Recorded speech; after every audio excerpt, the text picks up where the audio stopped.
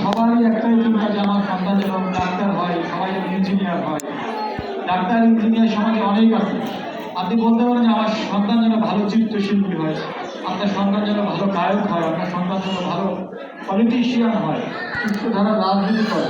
আমাদের দেশে এখন ভালো রাজনীতিবিদের খুব অভাব, সুস্থ ধারা রাজনীতিবিদের অভাব, সুস্থ ধারার ভালো ব্যবসায়ীর অভাব।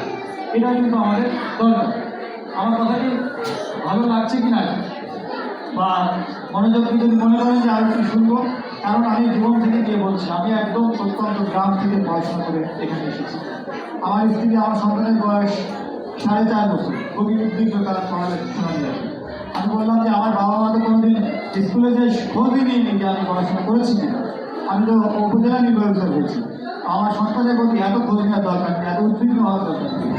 সে যদি সত্যিকার হচ্ছে মানুষ হয়, এমনি হয়। এমনি হলে তার মানে এই নয় যে আমি তাকে একেবারে ছেড়ে দিব, এরকম না। তাকে তার তার নিজস্ব একটা চাহিদা আছে, তার নিজস্ব একটা আগ্রহ আছে, সে যেদিকে ভালো করতে চাই সেদিকেই তাকে উৎসাহ দেবে। তাকে যে তার বাবার মতো উপজেলা নির্বাচন হতে হবে এরকম নয়।